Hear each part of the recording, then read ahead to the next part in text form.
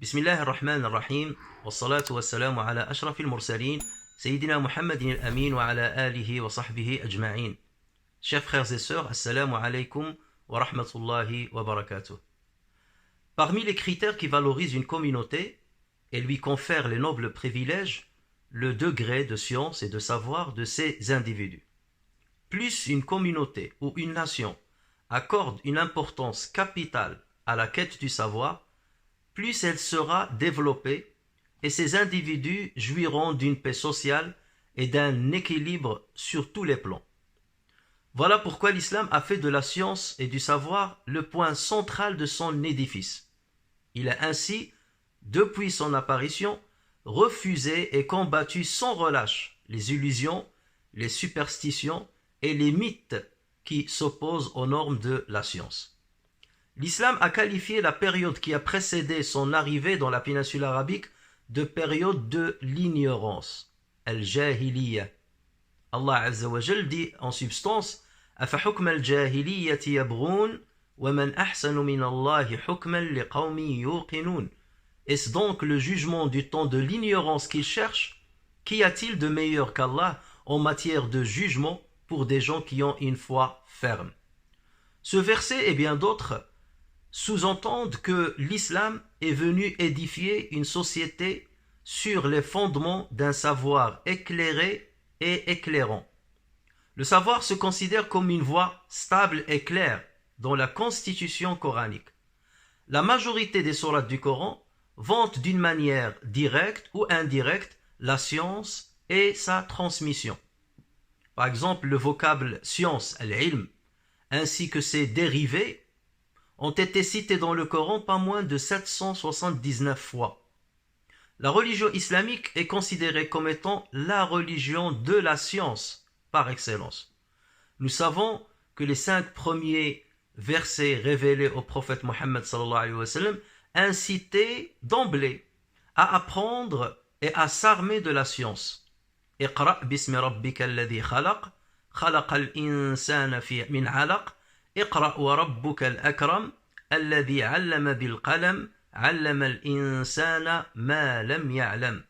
Lis au nom de ton Seigneur qui a créé l'homme d'une adhérence. Lis, ton Seigneur est le très noble qui a enseigné par la plume, a enseigné à l'homme ce qu'il ne savait pas.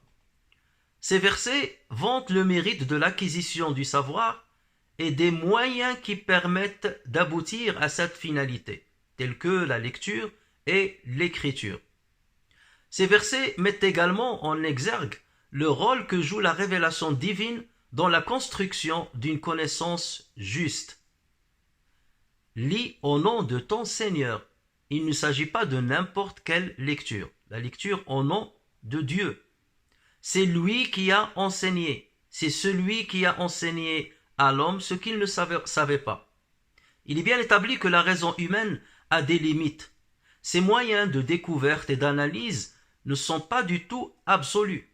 Et pour parvenir à une vérité scientifiquement établie, l'humanité a besoin de cumuler les résultats de plusieurs recherches étalées parfois sur des périodes très longues et de prendre en considération les aboutissements de plusieurs expériences plus ou moins réussies. C'est dire qu'à elle seule, la raison ne peut lever le voile sur toutes les vérités de la vie et ne peut guider l'être humain à sa félicité dans tous les domaines de son existence. La révélation divine vient donc éclairer la raison humaine, l'orienter, lui faire économiser le temps dans certaines recherches et lui épargner certaines aventures qui se soldent par des échecs cuisants. La révélation accompagne la raison dans 2 considérations. D'abord, elle lui dévoile ce qu'elle ne peut déceler par elle-même. Et elle lui trace ensuite les frontières qui démarquent le champ du bien du champ du mal. Au-delà de ces 2 considérations, la révélation incite la raison à s'activer, à user de toutes ses capacités afin de guider l'être humain dans sa quête du bonheur, aussi bien ici-bas que dans l'au-delà. La révélation est pour la raison ce qu'est la lumière pour les yeux. Sans lumière, les yeux ne détectent rien. Et sans les yeux, tout éclairage lumineux est gaspillage. Donc en islam, la révélation rime parfaitement avec la raison. Et c'est conformément à cette logique qu'Allah, exalté soit-il, a octroyé aux savants une grande place et un grand mérite. Il les a placés dans un rang élevé par rapport à toutes les autres créatures. Dans Surat al-Mujadila, par exemple, Allah Azza wa Jal dit « Yarfa'u Allahu alladhina amanu minkum walladhina utul ilma darajat » Allah élève en degrés ceux d'entre vous qui ont cru et ceux qui ont reçu le savoir. Dans un autre verset, Allah Azza wa Jal dit قُلْ هَلْ يَسْتَوِي الَّذِينَ يَعْلَمُونَ وَالَّذِينَ لَا يَعْلَمُونَ إِنَّمَا يَتَذَكَّرُ أُولُو الْأَلْبَابِ. Dit, sont-ils égaux ceux qui savent et ceux qui ne savent pas? Seuls les doués d'intelligence se rappellent. L'islam n'a pas peur de la quête du savoir. Au contraire, il considère que dès lors que celle-ci est menée de manière éclairée et qu'elle est détachée des cadenas de la passion, elle mène indubitablement à la découverte de Dieu et à la confirmation de son unicité.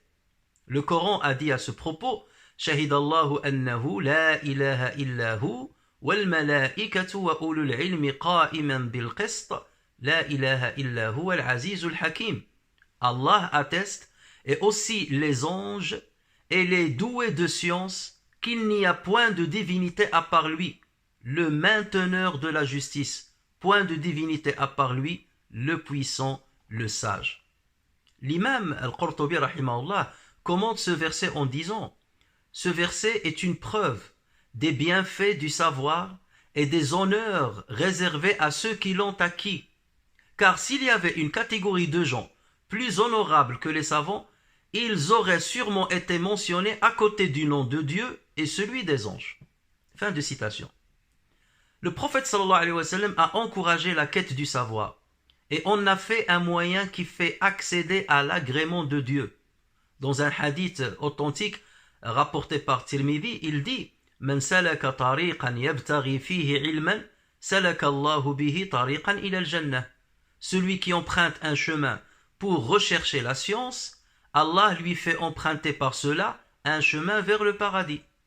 Il dit ensuite « Wa inna al-malaikata la tada'u ajnihataha li talib al-ilm wa inna al-alima la yastaghfiru lahu man fi as-samawati wa man fi al-ardi hatta al-hitanu fi al-ma » Certes, les anges étendent leurs ailes pour celui qui recherche la science.